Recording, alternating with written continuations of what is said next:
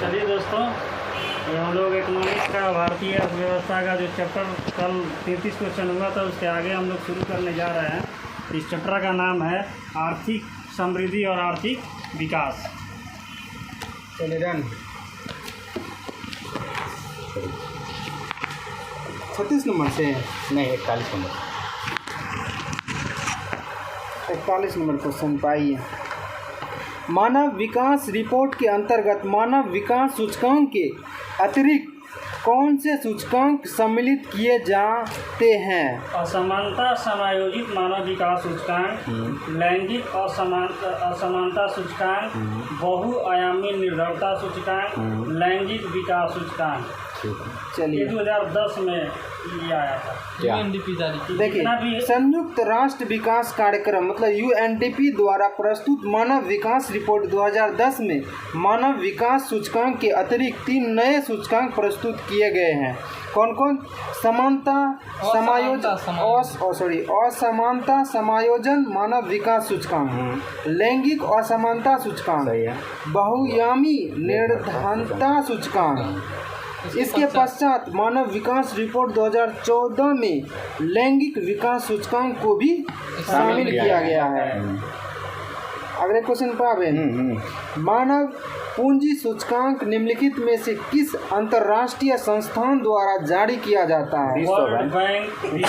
विश्व बैंक अजय बंगा साहब है अध्यक्ष। इसका अध्यक्ष अजय बंगा साहब। नेक्स्ट अगला क्वेश्चन, सतत विकास लक्ष्य सूचकांक के संदर्भ में कथनों पर विचार कीजिए। कौन सा कथन सही है?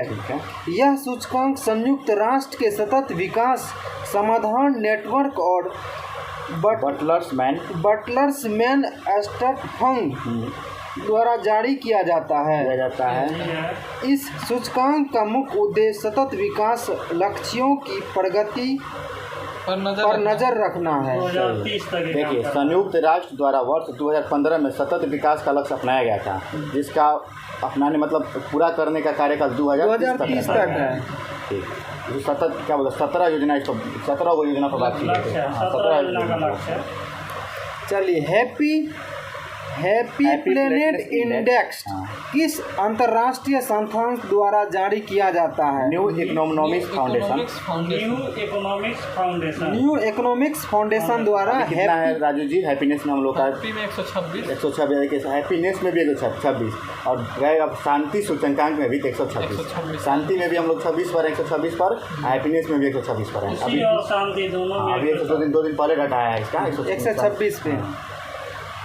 हैप्पीनेस इंडेक्स को मापने में किन किन कारक या कारकों का सम्मिलित किया जाता है? खुशहाली, जीवन प्रत्याशा, पारिस्थितिक पदचिन्ह, परिणामों का असमानता। ठीक है, ये चारों, खुशहाली हो गया, जीवन प्रत्याशा, पारिस्थितिकी पदचिन्ह, परिणामों की असमानता, ये सभी है इसमें। आइए नेक्स्ट क्वेश्चन। मनोज दिक्कत हो रहा है। शांति सूचकांक इसके पहले 135 था। हाँ, 138 था, 2 पॉइंट पीछे घटा है। शांति मतलब इससे पहले हुआ था ना 128 था, तो 2 पॉइंट घटा है, तो 126 हम लोग हैं अभी। शांति और हैप्पीनेस में 126 रैंक पर हम लोग इंडेक्स में। अगला क्वेश्चन, वैश्विक लैंगिक अंतराल रिपोर्ट के संदर्भ में कथन पर विचार कीजिए। कौन सा सही है? इस रिपोर्ट का प्रकाशन विश्व आर्थिक मंच द्वारा किया जाता है। 2014 में इसको लागू किया था। अगला क्वेश्चन क्या है? सैद्धांतिक रूप से यदि आर्थिक विकास की कल्पना की जाती है तो इनमें से किस एक को साधारणतः ध्यान में नहीं रखा जाता है? रखा क्या जाता है? सकल घरेलू उत्पाद को वृद्धि रखा जाता है। सकल राष्ट्रीय उत्पाद में वृद्धि, इसको भी रखा जाता है। प्रति व्यक्ति सकल राष्ट्रीय उत्पाद में वृद्धि को भी रखा जाता है, मगर वर्ल्ड बैंक के वित्तीय सहायता में वृद्धि को नहीं रखा जाता। विश्व बैंक से वित्तीय सहायता में वृद्धि ये नहीं रखा जाता है। सैद्धांतिक रूप से यदि आर्थिक विकास की कल्पना की जाती है तब। अगला क्वेश्चन क्या है? सूची 1 सूची 2 है, मिलान करना है। आर्थिक विकास संरचनात्मक परिवर्तन होता है तब आर्थिक विकास कब होगा? संरचनात्मक परिणाम परिवर्तन संरचनात्मक परिवर्तन होगा तब। आर्थिक समृद्धि, सकल घरेलू उत्पाद बढ़ेगा तब। सकल घरेलू उत्पाद बढ़ेगा तब। संपोषित विकास, पर्यावरण बढ़ेगा तब। पर्यावरण बढ़ेगा तब। जीवन की गुणवत्ता, स्वास्थ्य चीज ठीक रहेगी तब। Next question. अगला क्वेश्चन पाते हैं। निम्नलिखित में से किसके द्वारा खुशहाली रिपोर्ट प्रकाशित की जाती है? संयुक्त राष्ट्र सतत विकास समावर्धन नेटवर्क। संयुक्त राष्ट्र सतत विकास समाधान नेटवर्क के द्वारा जारी किया जाता है। इसमें 5 अथी है ना, इसमें 6 कारक है। देखिए, लोक विकास, लोक विश्वास, उदारता, जीवन, स्वस्थ जीवन प्रत्याशा, सामाजिक उपयोग। लोक विश्वास है, सामाजिक सहयोग है, स्वस्थ जीवन प्रत्याशा है, उदारता है, जीवन विकल्पों के चयन की स्वतंत्रता है, प्रति व्यक्ति सकल घरेलू उत्पाद भी है। 6 गो है। Next question. अगला क्वेश्चन। दीपक पारेख कमेटी अन्य चीज़ों के साथ साथ निम्नलिखित में से किस एक उद्देश्य के लिए गठित की गई थी? अवसंरचना के विकास और वित्तीय के लिए उपाय सुझाना। एक कमेटी 2007 में आई थी। दीपक कमेटी 2007 में आई थी। दीपक पारेख कमेटी 2007 में आई थी। उसका काम था अवसंरचना के विकास और वित्तीय के लिए उपाय को सुझाना। आगे अगला क्वेश्चन। भारत के किस राज्य ने मानव विकास प्रतिवेदनाओं का प्रकाशन सर्वप्रथम किया? मध्य प्रदेश। 1995 में मध्य प्रदेश। मध्य प्रदेश देश का पहला राज्य है जिसने वर्ष 1995 में मानव विकास रिपोर्ट प्रस्तुत किया है। सही है। अगला क्वेश्चन। आइए। समावेशी समृद्धि के लिए आवश्यक है अधोसंरचना सुविधाओं का विकास, कृषि का पुनरुद्धार, शिक्षा और स्वास्थ्य जैसे सामाजिक सेवाओं को अधिक उपलब्धता सभी है। अगला क्वेश्चन प्रवीण। सतत विकास लक्ष्य भारत सूचकांक के संदर्भ में निम्नलिखित कथनों पर विचार कीजिए, कौन सही है? नीति आयोग द्वारा इस सूचकांक को प्रदर्शित किया जाता है। सतत विकास, हाँ। इस सूचकांक के अंतर्गत प्रत्येक राज्य और केंद्र शासित प्रदेश को प्रदर्शन को 0 से 100 पैमाने पर मापा जाता है। अभी 2023 में सतत विकास में कौन है? फिनलैंड। सतत विकास अपने राज्य के बात करता है, अपना देश के बात बात रहा है। काफ़ी सतत विकास को करने में सबसे ज़्यादा कर्नाटक औद्योगिक में, इस बार गुजरात है। औद्योगिक में निर्यात में पूछेगा तो सबसे ज़्यादा जामनगर है। जामनगर अगला क्वेश्चन। वैश्विक जामनगर गुजरात में। गुजरात में जामनगर सबसे तेल बुलाती है। अगला क्वेश्चन। वैश्विक शांति सूचकांक के संदर्भ में कथन पर विचार कीजिए, कौन सा सही है? यह सूचकांक institute for economics and peace नामक संस्था द्वारा जारी किया जाता है। वैश्विक शांति, हाँ। इसके अंतर्गत 23 गुणात्मक और मात्रात्मक संकेतों के आधार पर विश्व के देशों की शांति के स्तर को आकलन किया जाता है। दोनों वैश्विक शांति सूचकांक institute for economics and peace संस्था द्वारा जारी किया जाता है, जो कि भारत का स्थान 126 पर है। नेक्स्ट। वैश्विक शांति सूचकांक इंस्टीट्यूट फॉर इकोनॉमिक्स एवं पीस नामक संस्था द्वारा जारी किया जाता है। अगला क्वेश्चन पर लेगाटम समृद्धि सूचकांक के घटकों में सम्मिलित है। कौन कौन? अर्थव्यवस्था की गुणवत्ता, बाजार पहुंच और उसकी अवसंरचना, व्यक्तिगत स्वतंत्रता और सामाजिक पूंजी। लोकतम समृद्धि सूचकांक के घटक निवेश, वातावरण, शिक्षा, जीवन स्तर, ये सब। हाँ, बचत, सुरक्षा, सामाजिक पूंजी, व्यक्तिगत स्वतंत्रता। आइए नेक्स्ट क्वेश्चन पढ़िए। अगला क्वेश्चन पढ़ रहे हैं। निम्नलिखित सूचकांकों में कौन सा मानव विकास सूचकांक की गणना में सम्मिलित नहीं किया जाता है? देखिए, इसमें सामाजिक असमानता को नहीं सम्मिलित किया जाता। जीवन प्रत्याशा है, शिक्षा है, प्रति व्यक्ति आय है, स्वास्थ्य भी है। अगला क्वेश्चन, समन्वय बाल विकास परियोजना के अंतर्गत निम्नलिखित में से कौन सा एक सम्मिलित नहीं है? परिवार नियोजन नहीं है। परिवार नियोजन नहीं है। पूरक पोषक, टीकाकरण, पोषण और स्वास्थ्य शिक्षा है। कब लाया गया था समन्वय बाल विकास 75 में। पिछले में हम लोग पढ़े थे 75 में। समन्वय बाल विकास परियोजना वर्ष 1975 में प्रारंभ की उद्देश्य क्या गई। है? उद्देश्य 0 से 6 साल के आयु के वर्ग के बच्चों की पोषण एवं स्वास्थ्य स्थिति में सुधार करना। लाना, जैसे टीकाकरण हो गया, स्वास्थ्य जांच हो गया, शिक्षा हो गया। परिवार नियोजन नहीं, इसमें शामिल नहीं किया जाता। इसमें शामिल नहीं किया जाता। चलिए आइए अगला क्वेश्चन, सर्वप्रथम सीमांत व्यक्ति मार्जिनल मैन। सर्वप्रथम सीमांत व्यक्ति मतलब मार्जिनल मैन की संकल्पना का प्रतिपादन किया गया है रॉबर्ट ई पार्क के द्वारा। रॉबर्ट ई पार्क के द्वारा। सर्वप्रथम सीमांत व्यक्ति का संकल्पना का प्रतिपादन किसने किया था? Robert E park. आगे अगला क्वेश्चन, मानव गरिबी सूचकांक HPI की अवधारणा मानव विकास रिपोर्ट 1997 में प्रस्तुत की गई, लेकिन मानव विकास रिपोर्ट ने इसे बहुआयामी गरिबी सूचकांक HPI द्वारा निम्नलिखित में से किस वर्ष प्रतिस्थापित कर दिया गया? 2010 में। वैश्विक बहुआयामी निर्धनता सूचकांक मानव विकास के प्रतिनिधि करने के 3 आयाम हैं: स्वास्थ्य, शिक्षा और जीवन निर्वाह स्तर। सन 2010 में आया था।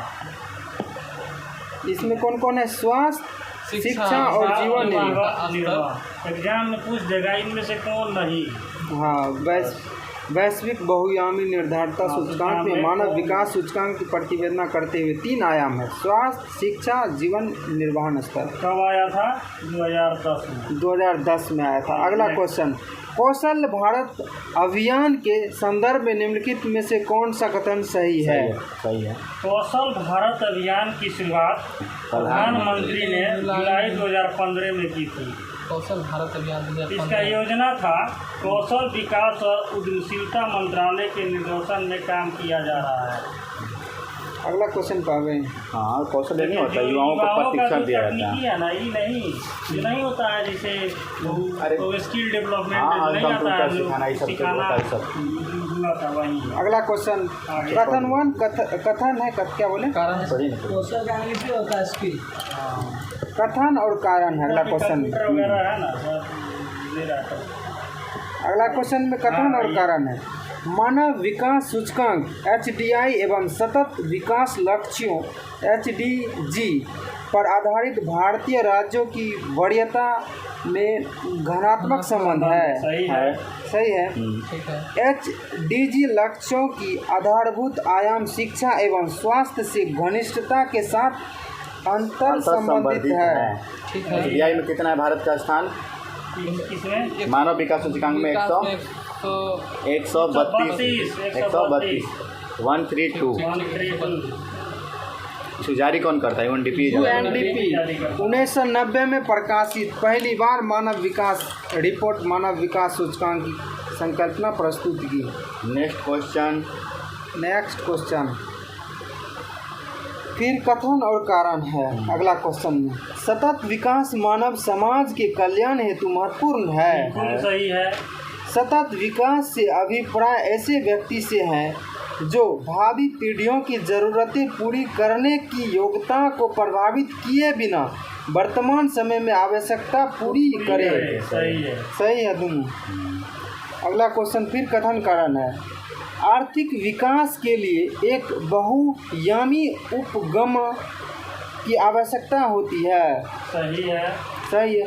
वर्तमान भारत सरकार मुख्य सूक्ष्म आर्थिक विषयों पर ध्यान केंद्रित कर रही है। बहुआयामी आर्थिक विषय पर ध्यान सूक्ष्म नहीं, बहुआयामी ज़्यादा कर रही है, कम नहीं कर रही है। अगला क्वेश्चन समृद्धि की सीमा की अवधारणा का प्रतिपादन किसके द्वारा किया गया? Club of Rome. समृद्धि की सीमा की अवधारणा किसने किया था? क्लब ऑफ रोम 1972 ईस्वी में। 1972 में।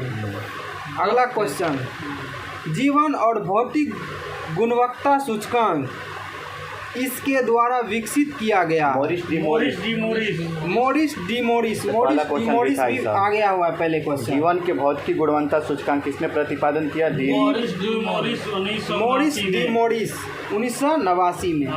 आइए 79 में 89 में क्या हमको लगता है? हाँ ये भी क्वेश्चन गलत नहीं होना चाहिए। नहीं हुआ गलत। कार्यक्रम, अगला क्वेश्चन, कार्यक्रम है और प्रारंभ वर्ष है। तीसरा बड़ा आइए समन्वय बाल विकास योजना 1975। आंधवित निरंतर हेतु राष्ट्रीय कार्यक्रम 1976। राष्ट्रीय कुष्ठ निवारक कार्यक्रम 1983। राष्ट्रीय ग्रामीण स्वास्थ्य मिशन 2005 में। अगला क्वेश्चन क्या है? निम्नलिखित में से कौन सा सतत विकास लक्ष्य SDG भारत में 2030 तक सभी के लिए पानी की उपलब्धता और इसके अस्थायी प्रबंधन को लक्षित करेगा? SDG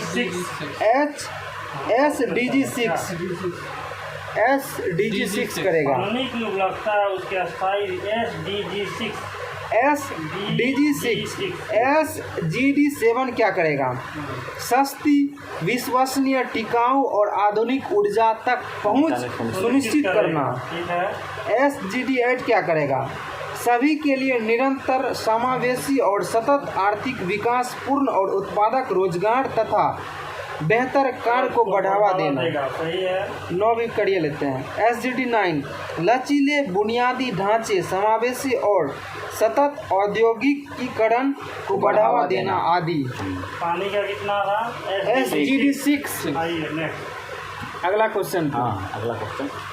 निम्नलिखित में से समन्वय बाल विकास सेवा मतलब ICDS योजना के अंतर्गत कौन सी सेवा नहीं प्रदान होती है? नहीं होती है।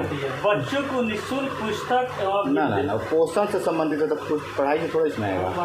बच्चों को निःशुल्क पुस्तक एवं विद्यालय पोशाक का वितरण। देखिए क्या है, समर्थी बाल विकास 1975 में हुआ था। महिलाओं और बच्चों, ठीक ना, विकास मंत्रालय 1975 द्वारा किया गया था। इसके अंतर्गत 6 वर्ष तक के उम्र के बच्चों को, गर्भवती महिलाओं को, दूध पिलाने वाली माताओं को पूरक पोषण आहार दिया जाएगा, ठीक ना। रोग प्रतिरक्षण किया जाएगा। इन सब पढ़ाई से मतलब नहीं था। आइए नेक्स्ट। अगला क्वेश्चन। भारत में वर्ष 2009 से 10 में प्रारंभ की गई इक्विलिसी education for the disable and secondary stage योजना किसके अंतर्गत प्रदान की जाती है? राष्ट्रीय माध्यमिक शिक्षा अभियान। ये 9वीं से 12वीं तक के लिए बच्चों को सामाजिक विकास के लिए प्रदान करती थी। 9वीं से 12वीं तक। इसका काम था कि माध्यमिक स्तर पर दिव्यांगों के लिए सामाजिक शिक्षा की योजना 2009-10 में शुरू की गई थी, जो कक्षा 9 से 12 में पढ़ने वाले निःशक्त बच्चों के लिए प्रदान करता था। अगला क्वेश्चन पाते हैं। वर्ष 2005 से 6 में प्रारंभ की गई भारत निर्माण योजना का अंग निम्नलिखित में से कौन नहीं है? ग्रामीण स्वच्छता नहीं है। ग्रामीण स्वच्छता निर्माण में है, ग्राम आवास है, पेयजल है, ग्रामीण सड़क है, ग्रामीण स्वच्छता, सिंचाई है, ग्रामीण सड़क विद्युतीकरण है, संचार सुविधा है, इस तरह, लेकिन स्वास्थ्य नहीं है। ग्रामीण आवास है, सिंचाई है, पेयजल है, ग्रामीण सड़कें है, विद्युतीकरण है, संचार सुविधा है। अगला क्वेश्चन पर है। आइए। निम्नलिखित में से कौन सा आयु समूह सर्व शिक्षा अभियान में भर्ती होने के लिए पात्र है? बढ़िया है। 6 से 14 सर्व शिक्षा अभियान में, सर्व शिक्षा अभियान सब पढ़ते हैं इसको। 6 से 14 आयु समूह के सभी बच्चों को 8वीं तक निःशुल्क और गुणवत्ता युक्त शिक्षा उपलब्ध कराने हेतु सर्व शिक्षा अभियान चलाया गया था। इस कार्यक्रम को शुरुआत केंद्र सरकार द्वारा वर्ष 2000 और 2001 में की गई थी। सर्व शिक्षा अभियान प्राथमिक शिक्षा के सार्वभौमिकरण की उपलब्धि के लिए भारत के प्रमुख कार्यक्रम है। भारत के संविधान के 86वें संविधान संशोधन 2002 के द्वारा अनिवार्य रूप से 6 से 14 वर्ष के बच्चों को निःशुल्क और अनिवार्यता शिक्षा प्रदान करना मौलिक अधिकार बना दिया गया। सर्व शिक्षा अभियान कब आया था? 2021 में आया। क्या बोले? हाँ, 21 आर्टिकल 21 के ठीक है। आइए नेक्स्ट। अगला क्वेश्चन। निम्नलिखित में से किस वर्ष में स्वावलंबन योजना प्रारंभ किया गया है। 2000 स्वावलंबन योजना क्या है, पढ़िए तो। स्वावलंबन योजना असंगठित क्षेत्र के लोगों को अपनी सेवानिवृत्ति के लिए स्वेच्छक आधार पर बचत करने के लिए प्रोत्साहित करने हेतु स्वावलंबन योजना एक अंशदायी पेंशन योजना का शुभारंभ सितंबर 2010 में किया गया था, परंतु 60 वर्ष की आयु पर पेंशन लाभों की अस्पष्टता के कारण इस योजना के अंतर्गत कवरेज अपर्याप्त थी। इस समस्या को दूर करने के लिए सरकार ने वर्ष 2015 से 16 के बजट में अटल पेंशन योजना एक नई पहल की घोषणा की तथा 2015-16 में अटल पेंशन तथा स्वावलंबन योजना के अभिदाताओं को अटल पेंशन योजना पे प्रतिस्थापित कर दिया गया। अटल पेंशन योजना का औपचारिक शुभारंभ 9 मई 2015 को प्रधानमंत्री द्वारा किया गया। जो स्वावलंबन योजना था ना, इसी को प्रतिस्थापित कर दिया गया था अटल पेंशन योजना। स्वावलंबन पेंशन से संबंधित अटल पेंशन योजना कब आया था? 9 मई 2015 को माननीय नरेंद्र मोदी द्वारा किया गया। मोदी जी के द्वारा किया गया। कथन पर विचार कीजिए। ऐसे मत होइए, दिख रहे हैं मनोज जी सामने हैं।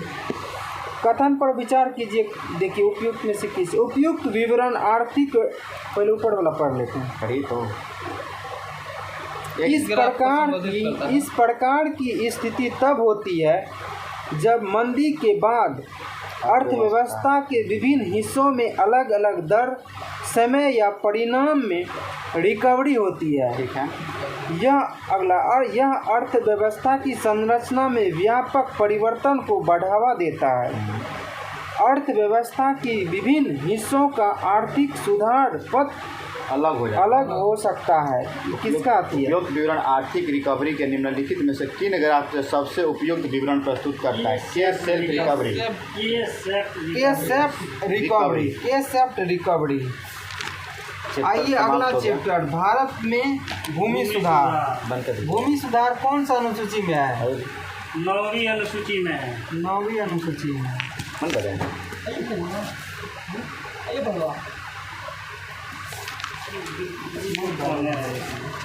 ये पढ़ा था खाली 21 क्वेश्चन। एक तो छोड़ आइए बच्चे कर लेते हैं। अगला चैप्टर है अगला चैप्टर है भूमि, भारत में भूमि सुधार। हाँ बायोलॉजी भी होगा। आज दो पेज खत्म कर देंगे। अगला आए क्वेश्चन पे। Question number 1, land form in India. सब अच्छा भारत में ना पढ़िए ना आप। क्वेश्चन नंबर 1, स्वतंत्र भारत में भूमि सुधारों के संदर्भ में निम्नलिखित में से कौन सा कथन सही है? भूमि सुधारों की प्रमुख उद्देश्य सभी भूमिहीनों की कृषि भूमि प्रदान करना था। एकदम था। यही भूमि सुधार का भूमि जो है ना, भूमि राज सूची का विषय है। चलिए अगला क्वेश्चन पे। भारत में पट्टेदारी सुधार के उपायों के संदर्भ में कौन सा कथन सही है? लगान का विनिमय करना, अवधि की सुरक्षा, पट्टेदारी के स्वामित्व की घोषणा, पट्टेदारी पर स्वामित्व की घोषणा। अगला क्वेश्चन, भारत में भूमि सुधारों के संदर्भ में निम्नलिखित कथनों पर विचार कीजिए, कौन सा कथन सही है? भूमि सुधारों का प्रमुख उद्देश्य सभी भूमिहीनों को कृषि भूमि प्रदान करना था। यही इसका प्रमुख उद्देश्य था। अगला गलत क्यों है? भूमि सुधारों के अंतर्गत हदबंदी कानून पारिवारिक जोत पर केंद्रित थे, न कि व्यक्तिगत जोत पर। पढ़िए हदबंदी पढ़ते हैं। हदबंदी से संबंधित कानून के अंतर्गत जोतों की उच्चतम सीमा बहुत ऊंची रखी गई और सीमा निर्धारण के लिए परिवार को इकाई न मानकर व्यक्ति को इकाई मान लिया गया। इसी के लिए व्यक्तिगत जोत पर नहीं। हाँ। अगला क्वेश्चन, स्वतंत्र भारत में भूमि सुधारों के संदर्भ में निम्नलिखित कथनों पर विचार कीजिए, कौन सा सही है? दोनों में से कोई सही नहीं है। वर्ष 1951 में आया। वर्ष 1951 भारत के संविधान 9वीं अनुसूची सही है, मगर गलती इसलिए है कि 51 में चला है। अच्छा, यहाँ 1951 होगा। हाँ। वर्ष 1951 में पहले संविधान संशोधन के द्वारा संविधान में 9वीं अनुसूची का प्रावधान किया गया। सही है। अगला, 9वीं अनुसूची का प्रमुख उद्देश्य राज्यों द्वारा बनाए गए भूमि सुधार कानूनों को न्यायिक समीक्षा के दायरे में शामिल करना था। बाहर रखा गया था। बाहर, इसलिए गलत है, इसको अंदर में बाहर रखा गया था। आया अगला क्वेश्चन। आइए। कृषि उत्पादन को प्रभावित करने वाले संस्थागत कारक है। जमींदारी प्रथा का उन्मूलन, मद स्थानों का अंत, भूस्वामित्व, कृषकों का हस्तांतरण, खेतों की आकार में सुधार, चकबंदी, हदबंदी, सहकारी और सामुदायिक कृषि को बढ़ावा, खेतों का उप विभाजन और विखंडन को रोकना, लगान में कमी लाना और भूधारण अधिकारियों की सुरक्षा करना, भूमि सुधार में कृषि उत्पादन को प्रभावित करना। अगला क्वेश्चन पर है, जमींदारी व्यवस्था के संदर्भ में कथन पर विचार कीजिए, कौन सही है। 1790 में लॉर्ड कॉर्नवालिस द्वारा एक 10 वर्षीय भू राजस्व व्यवस्था के रूप में जमींदारी व्यवस्था की शुरुआत की गई। इसके अंतर्गत स्थायी बंदोबस्त, इसके अंतर्गत लगान वसूली को 10/11 भाग सरकार का तथा शेष 1/11 भाग जमींदारों के लिए नियत रखा गया था। 1990 में ही लाया गया था, ठीक ना। 1790 में लाया था। कॉर्नवालिस और इसका स्थायी बंदोबस्त बोलते हैं, इसमतबारी बोलते हैं। 1793 का लॉर्ड 1790 में लॉर्ड कॉर्नवालिस ने वर्ष एक 10 वर्षीय भू राजस्व, हाँ चल हो गया।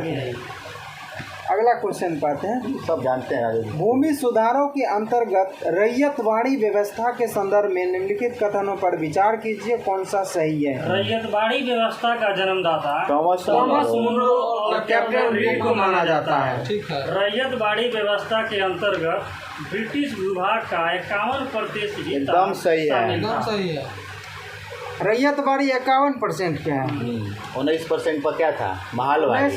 महलवाड़ी 30% पर क्या था, 30% पर स्थायी बंदोबस्त। क्या हुआ। चलिए नेक्स्ट। अगला क्वेश्चन, भारत में भूमि सुधारों के संदर्भ में कथनों पर विचार कीजिए, कौन सा सही है। चकबंदी के अंतर्गत एक किसान के गांव भर में बिखरे हुए छोटे छोटे भूखंडों को एक सुसंगत इकाई के अंतर्गत लाने का प्रयास किया गया। चकबंदी, हाँ। उसके बाद हदबंदी के अंतर्गत किसी व्यक्ति के पास कृषि भूमि के स्वामित्व की उच्चतम सीमा को निर्धारित कर दिया गया। मतलब हदबंदी इतना, इससे ज़्यादा भूमि नहीं रख सकते। फिक्स कर दिया गया। चकबंदी समझते हैं ना, भूमि पर नहीं करता है, साल भर पर 10 साल पर करता है चकबंदी, तो यही वाला चकबंदी। अगला क्वेश्चन का आइए, कौन से भारत में जोतों के उप विभाजन एवं अपखंडन के कारण है। भूमि पर जनसंख्या का दबाव, संयुक्त परिवार का विघटन, उत्तराधिकारी का नियम, निजी संपत्ति का अधिकार, किसानों को ऋण ग्रस्तता, भारत में प्रचलित बटाई प्रथा, हस्तशिल्प और ग्रामोद्योग का पतन और भूमि से लगाव, ये सब जोतों का विखंडन का कारण। अगला क्वेश्चन, डिजिटल इंडिया भूमि अभिलेख आधुनिकीकरण कार्यक्रम के संदर्भ में निम्नलिखित कथन पर विचार कीजिए, कौन सा सही। भूमि के संबंध में इस कार्यक्रम के प्रमुख घटक भूमि अभिलेखों का कंप्यूटरीकरण, सर्वेक्षण एवं पुनः सर्वेक्षण तथा रजिस्ट्रेशन को कंप्यूटरीकृत किया गया। इस कार्यक्रम के लिए जिले को इकाई माना गया। इस कार्यक्रम हो गया ऑनलाइन रजिस्ट्रेशन जो होता है।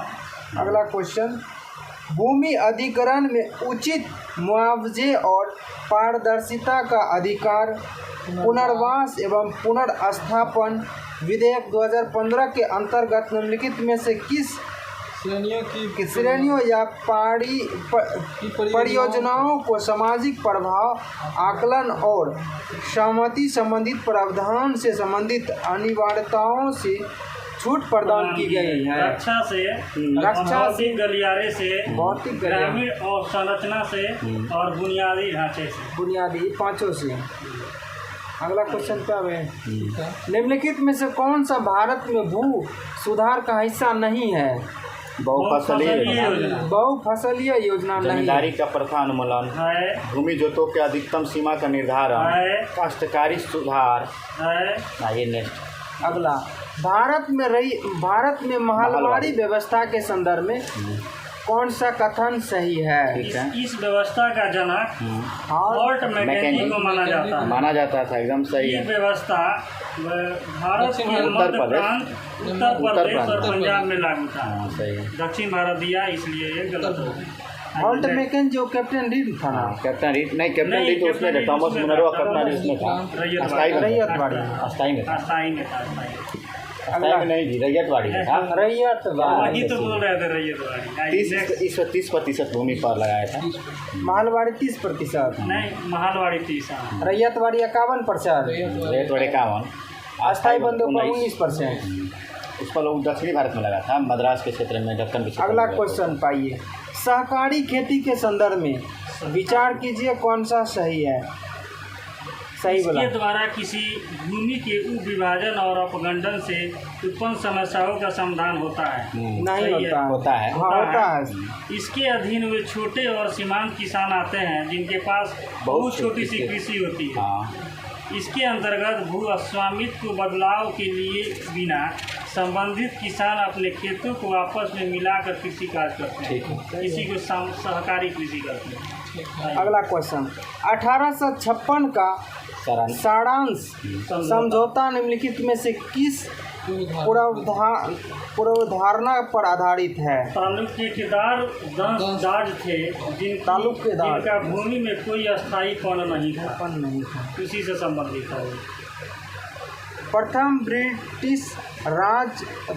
ब्रिटिश राजस्व समझौता, जिसे 1856 के सारांश समझौता के नाम से जाना जाता है, इस पूर्वधारणा पर आधारित था कि तालुकेदार दस्तंदाज थे। अगला क्वेश्चन, भारत में सहकारी कृषि अधिक सफल नहीं हो सकी, इस संदर्भ में विचार कीजिए। कौन सा है? सरकारी समिति के पंजीकरण के विलंबन, सरकारी समितियों के भ्रष्टाचार का व्यापन होना, शिक्षा का अभाव, गैर कार्यकारी नेतृत्व का अभाव। ठीक ना? बहुत सी सरकारी समितियों में भ्रष्टाचार। भारत में हदबंदी के संदर्भ में निम्नलिखित कथनों पर विचार कीजिए। बागवानी कृषि को हदबंदी के दायरे से बाहर रखा गया है। बागवानी को बाहर रखा गया। धार्मिक चैरिटेबल संस्थाओं को हदबंदी के दायरे में रखा गया है, उसको बाहर रखा गया है। ठीक ना? पढ़ नेक्स्ट पढ़ी। अगला क्वेश्चन, भारत में पट्टेदारी सुधार के उपायों के संदर्भ में कौन सा कथन सही है? लगान का विनियमन, अवधि की सुरक्षा, पट्टेदारी का स्वामित्व की घोषणा। सही है। नेक्स्ट क्वेश्चन सतीश जी, निम्नलिखित में से किस वर्ष में राष्ट्रीय भूमि अभिलेखन आधुनिकीकरण कार्यक्रम प्रारंभ किया गया? 2008 ईस्वी में। 2008 ईस्वी में राष्ट्रीय भूमि अभिलेख आधुनिकीकरण कार्यक्रम का प्रारंभ 2008। अगला क्वेश्चन, निम्नलिखित में कौन सा भारत में भूमि सुधार का हिस्सा नहीं है? बहुफसली योजना, जमींदारी प्रथा का उन्मूलन है, भूमि जोतों का अधिकतम सीमा का निर्धारण है, काश्तकारी सुधार है, बहुफसली योजना नहीं है। लास्ट इसको इस चैप्टर का लास्ट क्वेश्चन पढ़िए। लास्ट क्वेश्चन, स्वामित्व योजना निम्नलिखित में से किससे संबंधित है? ड्रोन तकनीक का उपयोग करके ग्रामीण क्षेत्रों की भूमि के सीमांकन और मानचित्रण की योजना। ड्रोन तकनीकी का उपयोग करके ग्रामीण क्षेत्रों में भूमि के सीमांकन एवं मानचित्रण की योजना स्वामित्व योजना है। चेन्नई खेती करता है ड्रोन अगला चैप्टर होगा भारत बहुत की बढ़िया भूमि का सेक्टर। सुधार हम लोग कृषि क्षेत्र। खत्म हो गया। आगे एग्रीकल्चर सेक्टर में हम लोग पढ़ेंगे कल। बढ़िया क्वेश्चन इसमें आएगा सर। इसमें अच्छा क्वेश्चन आएगा, मजा आएगा। अगर प्यार से इसको बनाइएगा ना जी क्वेश्चन चलिए बिहारी से पढ़ते हैं, कौन नफरत से पढ़ता है। चलिए वीडियो को यहीं बोलिए मनोज जी, कुछ बोलिए। देखिए आप घूम सुने हैं, हमको नहीं समझ में आ रहा, बताइए आप नहीं थे, हम लोग का मन नहीं लग रहा नहीं लगता था आपके बिना। आपके बिना रोशन सर को मन हम नहीं लोग लगता, बाकी तो बात भारतीय अर्थव्यवस्था के चैप्टर को ख़त्म कर चुके हैं मेरे प्यारे दोस्त, और हम लोग इस प्रकार आगे इनके बिना तो रोशन सर का मन नहीं लगता है। दूसरा का बात है, हम क्या बताएं। हम लोग का प्रतिदिन क्यूज में अच्छे से अच्छे कुछ न कुछ अच्छा ही किया जाएगा। आप लोग बनाए रखिएगा। हम लोग हर एक सब्जेक्ट को अच्छे से अच्छे कवर करेंगे। जय हिंद दोस्तों। हम लोग का अगर क्यूज अच्छा लगता है तो चैनल को सब्सक्राइब करें, शेयर कीजिए, शेयर दोस्तों कीजिए को पास दोस्तों भेजिए, के सलाह साथ। भी होगा। कहीं की एनसीईआरटी कोई हाल ही पढ़ क्या कुछ मिल तो पढ़ता ही नहीं है कोई, लेकिन हम लोग शुरुआत की एक बढ़िया एनसीईआरटी हम लोग पढ़ें। बुक का मिश्रण है इस बुक में, हाँ। इसलिए हम लोग इस बुक को पढ़ रहे हैं। कुछ अगर आप लोग सुझाव देना चाहते हैं तो कमेंट में ज़रूर बताएं। चलिए आज के लिए जय हिंद।